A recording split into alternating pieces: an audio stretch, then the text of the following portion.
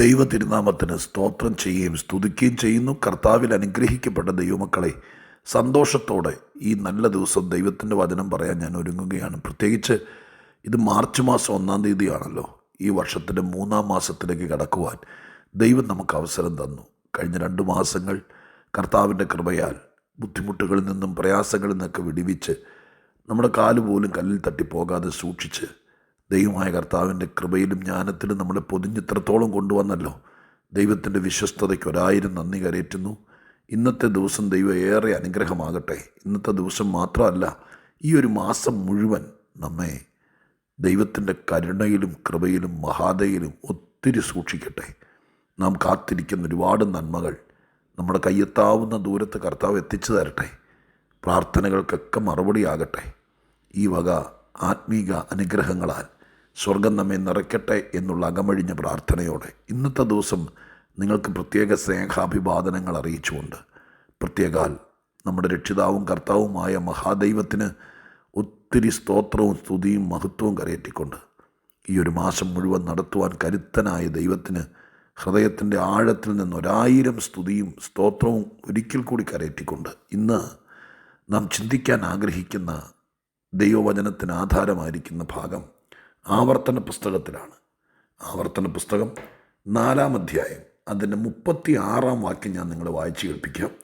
ആവർത്തന പുസ്തകം 4-ാം അധ്യായം 36-ാം വാക്യം.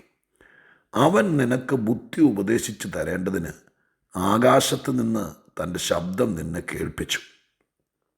ദൈവം നിനക്ക് ബുദ്ധി ഉപദേശിക്കേണ്ടതിന് ആകാശത്ത് നിന്ന് ദൈവത്തിൻ്റെ ശബ്ദം നിന്നെ കേൾപ്പിച്ചു.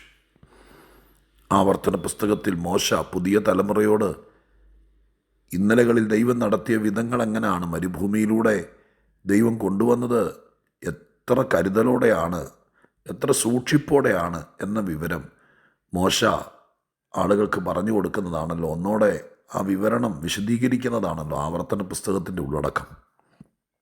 അതിനകത്ത് ദൈവം ഇസ്രായേൽ ജനത്തിന് വേണ്ടി ചെയ്തൊരു കാര്യം മോശ പറയുക. ഈ ഊഷര മരുഭൂമിയിൽ കൂടെ കടന്നു പോകുമ്പോൾ നമുക്ക് മന്ന തന്നു, വെള്ളം തന്നു, കാല് വീങ്ങി പോകാതിരിക്കാൻ വേണ്ടി മണൽ ചൂട് തട്ടി നമ്മൾ യാത്ര മുടങ്ങാതിരിക്കാൻ വേണ്ടി മേഘത്തിൻ്റെ തണൽ തന്നു, രാത്രി അഗ്നിസ്തംഭം തന്നു. അതുപോലെ മഹാത്ഭുതങ്ങളും വീര്യപ്രവൃത്തികളൊക്കെ ദൈവം ചെയ്തു തന്നു. പക്ഷേ ഈ മരുഭൂമി താണ്ടാൻ ഇതിലൊക്കെ അപ്പുറം നമുക്ക് ബുദ്ധി വേണമായിരുന്നു. ഈ മരുഭൂമി കൂടെ നേരം വെളുത്തെഴുന്നേറ്റ് വേറെ പരിപാടികളൊന്നുമില്ല. നിങ്ങൾ ഓർത്ത് നോക്കിയേ, ഞാനീ പറയുന്ന വിധത്തിലൊന്ന് ഗ്രഹിക്കാൻ പറ്റുമോ? കോളേജിൽ പോകുന്ന പിള്ളേർ അതിനകത്തില്ല, സ്കൂളിൽ പോകുന്നവരാരുമില്ല, ആശുപത്രിയിൽ രോഗി വരുമ്പോൾ ചികിത്സിക്കാൻ ഓപ്പറേഷൻ ചെയ്യാൻ വേണ്ടി ഡോക്ടർമാരില്ല, കോടതിയില്ല, ഒരു വിഷയം വന്നാൽ വാദിച്ച് ജയിക്കാനുള്ള വക്കീലുമാരില്ല. ഇവർക്കൊക്കെയാണല്ലോ ഈ ലോകത്തിലിപ്പോൾ നമ്മൾ ജീവിക്കുമ്പോൾ പഠിക്കാനുള്ള ബുദ്ധി, ജോലി ചെയ്യാനുള്ള ബുദ്ധി, കണ്ടുപിടുത്തങ്ങൾ നടത്താനുള്ള ബുദ്ധി, ഒരു രോഗിയെ ചികിത്സിക്കാൻ, കേസ് വാദിക്കാൻ ഒക്കെ ബുദ്ധി വേണമല്ലോ. ബുദ്ധിയുള്ളവർക്കാണല്ലോ ഇവിടെ സ്ഥാനം കൂടുതൽ. അവരല്ലേ അവാർഡ് ജേതാക്കളാവുന്നേ, അങ്ങനെയല്ലേ? പക്ഷെ മരുഭൂമിയിൽ കൂടെ ഒരു പരിപാടിയില്ല, പഠിത്തവുമില്ല, കോളേജില്ല, ഗ്രാജുവേഷനില്ല, ഈ പറയപ്പെട്ട ഒരു സ്ഥാപനജംഗം വസ്തുക്കളൊന്നുമില്ല. സത്യത്തിൽ അവർക്ക് എന്തുകൊണ്ട്? രാവിലെ എഴുന്നേൽക്കുമ്പോൾ മന്ന കിട്ടിയത് കഴിക്കണം, നടക്കണം എന്ന് പറഞ്ഞാൽ അവർക്ക് മുമ്പിലൂടെ ദൈവത്തിൻ്റെ മേഘവും രാത്രിയാണ് ഈ അഗ്നിസ്തംഭമുണ്ട്. അപ്പോൾ ഇതിനെ നോക്കി അങ്ങ് നടന്നാൽ മതി. വെള്ളം കുടിക്കണമെങ്കിൽ ഒരു ബുദ്ധിമുട്ടുമില്ല, പാറയെന്ന് ഒഴുകുന്ന വെള്ളം കുടിച്ചാൽ മതി, രാത്രി കിടന്നാൽ മതി. വേറെ പ്രത്യേകിച്ച് ഒരു കാര്യമുള്ളൂ. ബുദ്ധി ഉപയോഗിക്കേണ്ട ഏത് കാര്യമാണ് ഈ യാത്രയിൽ വന്നിട്ടുള്ളത് ദൈവമക്കളെ? നമുക്ക് ബുദ്ധി ഉപയോഗിക്കേണ്ടി വരുന്നത് നമ്മുടെ കൂട്ടരല്ലാതെ ശത്രുക്കളെ പോലെ പെരുമാറുന്നവരല്ലാത്തവരൊക്കെ നമ്മുടെ ചുറ്റും കിടക്കുന്നു. പിന്നെ ഒത്തിരി കാര്യങ്ങൾ. പക്ഷെ അവിടെ അതൊന്നുമില്ല, അവർ മാത്രമല്ലേ ഉള്ളൂ. എന്നിട്ടും നിങ്ങൾ ചിന്തിക്കുന്നുണ്ടോ? ഈ മരുഭൂമി യാത്ര താണ്ടാൻ ബുദ്ധി വേണമായിരുന്നു എന്ന് മാത്രമല്ല, ഈ ആളുകളുടെ കയ്യിൽ 6 ലക്ഷം പുരുഷന്മാരും അതിലുപരി സ്ത്രീകളും അടങ്ങുന്ന ഈ മഹാസംഘത്തിൻ്റെ കയ്യിൽ അവരുടെ ഓൺ ബുദ്ധി കൊണ്ട്, സ്വന്തം ബുദ്ധി കൊണ്ട് ഈ യാത്ര നടക്കുമായിരുന്നെങ്കിൽ ദൈവം തൻ്റെ ബുദ്ധി പകർന്നു കൊടുക്കേണ്ട കാര്യമുണ്ടായിരുന്നോ? ദൈവത്തിൻ്റെ അതികായമായിരിക്കുന്ന ബുദ്ധി ദൈവശബ്ദത്തിലൂടെ ഇവർക്ക് കേൾപ്പിച്ചു എന്ന് പറഞ്ഞാൽ പറഞ്ഞു കൊടുക്കുമല്ലേ. അപ്പം ഇവർ ചുമ്മാ മരപ്പാവകളെ പോലെ രാവിലെ തുടർന്ന് നടക്കും, കുറേ കഴിയുമ്പോൾ എങ്ങോട്ടാണെന്നറിയില്ല, കുറേ കഴിയുമ്പോൾ കിടക്കും, പിന്നെ നടക്കും. അങ്ങനെ ചുമ്മാ കമ്പത്തുനിന്ന് കാളയെ കൊണ്ടുവരുന്നത് പോലെ ചാട്ടവാറ് ആകാശത്ത് ചുരുട്ടി പട്ടേ പട്ടേന്ന് അടിക്കുമ്പോൾ അതിന് ശബ്ദം കേട്ട് ആടിയും തൂങ്ങിയും എങ്ങോട്ടാന്നില്ലാത്ത രീതിയിൽ ഉറക്കം തൂങ്ങി നടക്കുന്നത് പോലെ നടന്നു എന്ന് നമുക്ക് പറയാൻ പറ്റൂ? ഇപ്പം ഇവർ നടന്നത് ദൈവത്തിൻ്റെ ബുദ്ധിയിലാണ്. ശരിക്കും ഞാൻ ഇന്നത് ശ്രദ്ധിക്കുന്നത്, ബുദ്ധി ഇച്ചിരി വേണമെന്ന് പറയും. എന്തിനാണ് ആ ബുദ്ധി?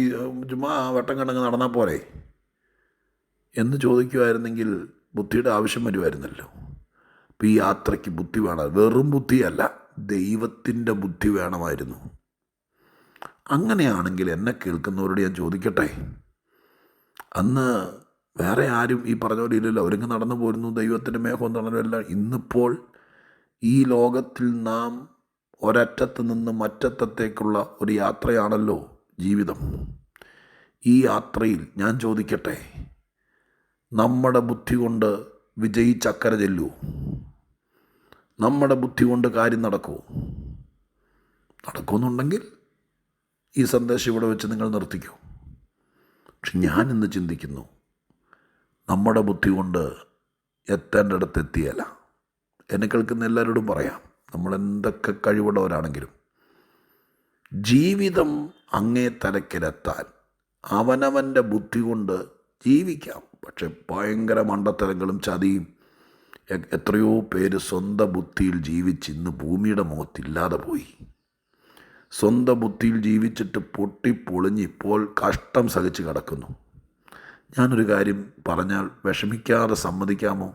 എല്ലാവരും അല്ല, ഇത് കേൾക്കുന്ന ചിലരെങ്കിലും ഇപ്പോൾ അനുഭവിക്കുന്ന പല പ്രശ്നങ്ങളും ചുമ്മാ മാടൻ അടിച്ചതാണ്, സാത്താൻ അടിച്ചതാണെന്ന് പറയാതെ, എൻ്റെ ദൈവമേ, എനിക്ക് ഈ കാര്യം മനസ്സിലാക്കാനുള്ള ബുദ്ധിയില്ലാതെ പോയല്ലോ, എൻ്റെ കുഞ്ഞ് ഇത്ര വലിയ ചതിയിലേക്കാണ് പോകുന്നതെന്ന് എനിക്ക് ആ സമയത്ത് ആരും ബുദ്ധി പറഞ്ഞു തന്നില്ലല്ലോ, ഇതൊന്നും മുൻകൂട്ടി കാണാനുള്ള ബുദ്ധി എനിക്കില്ലാതെ പോയല്ലോ, ഇത്രയും കാശ് കൊണ്ടെന്ന് വെള്ളത്തിൽ കളഞ്ഞതുപോലെ ഞാൻ കളഞ്ഞല്ലോ, എൻ്റെ ദൈവമേ, വലിയ ആവേശത്തോടെ മുണ്ടും മടക്കി കുത്തി ഇറങ്ങി അത് ലാസ്റ്റ് ഒരു ബിഗ് സീറോയിൽ ചെന്ന് എത്തിയല്ലോ, എനിക്ക് ബുദ്ധിയില്ലാതെ പോയല്ലോ എന്ന് പറയാൻ തോന്നുന്ന എന്തെങ്കിലും കാര്യങ്ങൾ എൻ്റെ പ്രിയപ്പെട്ടവർക്കുണ്ടോ ദൈവമക്കളെ? ഞാൻ ചോദിക്കുന്നത് വിഷമിപ്പിക്കാനല്ല, നമ്മൾ ഈ കാര്യത്തിൽ നിന്ന് എങ്ങനെയെങ്കിലും ഊരിപ്പോരണ്ടേ, രക്ഷപ്പെടണ്ടേ, ജീവിക്കണ്ടേ, ഭാരം തീരണ്ടേ, തലവേദന ഒഴിഞ്ഞു കിട്ടണ്ടേ, ഒരു ദിവസമെങ്കിലും നന്നായി ജീവിക്കണ്ടേ? അതിന് നമുക്ക് ദൈവം പറഞ്ഞു തരുന്ന കാര്യമൊന്നും ഗ്രഹിക്കണ്ടേ? സംഭവിച്ചു പോയത് പലതും നമ്മൾ നമ്മുടെ കൊച്ചു ബുദ്ധി കൊണ്ട് മുമ്പോട്ട് പോയതുകൊണ്ടാണ്. പക്ഷെ ആ സ്ഥാനത്ത് ഒരു തീരുമാനമെടുക്കേണ്ട സമയം വന്നപ്പോൾ, ഒരു വാക്ക് പറയേണ്ട സമയം വന്നപ്പോൾ, പണമിറക്കേണ്ട സമയം വന്നപ്പോൾ, വസ്തു പണയപ്പെടുത്തിയോ നമ്മുടെ ഉണ്ടായിരുന്ന എല്ലാം വാരി കൊടുക്കുകയോ ചെയ്ത സമയത്ത് ഈ മരുഭൂമിയിലെ ഇസ്രായേൽ മക്കൾക്ക് ദൈവശബ്ദത്തിലൂടെ ബുദ്ധി പറഞ്ഞു കൊടുത്ത ദൈവം പുറകിൽ നിന്ന് ബുദ്ധി പറഞ്ഞ് തന്നായിരുന്നെങ്കിൽ, ഞാൻ പറയുന്നത് സത്യമാണോ? ഇന്ന് അനുഭവിക്കുന്ന ചില വിഷയങ്ങളെങ്കിലും നമ്മൾ അനുഭവിക്കേണ്ടി വരില്ലായിരുന്നു. അപ്പം നമ്മുടെ പ്രശ്നങ്ങളിൽ ഏറ്റവും പ്രധാനപ്പെട്ടത്, ഇതുപോലെ ഇസ്രായേൽ മരുഭൂമിയിലായിരുന്നപ്പോൾ ദൈവശബ്ദത്തിലൂടെ ബുദ്ധി പറഞ്ഞു കൊടുത്ത മഹാദൈവം, ആ ദൈവം നമ്മുടെ പുറകിൽ ബുദ്ധി പറഞ്ഞു തരാൻ ഇല്ലാതെ പോയി, അല്ലെങ്കിൽ ബുദ്ധി പറഞ്ഞു തന്നില്ല. ദൈവത്തെ വിശ്വാസമില്ല, പ്രാർത്ഥനയില്ല, ഭക്തിയില്ല, പ്രവാചകന്മാരിൽ നിന്ന് ദൂത് കേട്ടില്ല എന്നൊന്നും ഞാൻ പറയില്ല, ഇതെല്ലാം കേട്ടു. പക്ഷെ ഇതിലൊക്കെ അപ്പുറമാണ് ദൈവമക്കളെ സ്വർഗം ബുദ്ധി പറഞ്ഞു തരുന്നത്. ആട്ടെ, ഇതുവരെ ഉള്ളത് എന്തുമാകട്ടെ, ഈ വാക്യം ഇന്ന് കണ്ണിൽപ്പെടുവല്ലേ? നിങ്ങൾക്ക് ബൈബിളിനകത്ത്, നിങ്ങൾ ഓൺ ദ വേ ആയിരിക്കും പല ആളുകളും ഇത് കേൾക്കുന്നതെന്ന് എനിക്കറിയാം, വാഹനത്തിൽ ജോലിക്ക് പോകും. പക്ഷേ ഇന്ന് വൈകുന്നേരം ഉറങ്ങുന്നതിനേക്കാൾ മുമ്പ്, ഇന്നത്തെ ദിവസം നിങ്ങളുടെ തീരുന്നതിനേക്കാൾ മുമ്പ് നിങ്ങളുടെ ബൈബിളിനകത്ത് ഈ വാക്യം ഒന്ന് അണ്ടർലൈൻ ചെയ്തിടുമോ? എന്നും ദൈവത്തോട് പ്രാർത്ഥിക്കുകയോ, നാഥ, മരുഭൂമിയിൽ വലിയ റിസ്ക്കൊന്നുമില്ലാത്ത, വലിയ ബുദ്ധിയൊന്നും അവർക്ക് ഉപയോഗിക്കേണ്ടി വരാത്ത എൻ്റെ നിഗമനത്തിനകത്ത് കേട്ടോ, നമ്മളെന്തോരം ബുദ്ധി ഉപയോഗിച്ചെങ്കിലാണ് നമ്മുടെ പിള്ളേർ പരീക്ഷയ്ക്ക് പോലും ജയിക്കുന്നത്. ഇത് പരീക്ഷാ മാസമല്ലേ? എന്തോരം ബുദ്ധി ഉപയോഗിച്ചെങ്കിലാണ് നമുക്കിവിടെ പിടിച്ചു നിൽക്കാൻ പറ്റുന്നത്.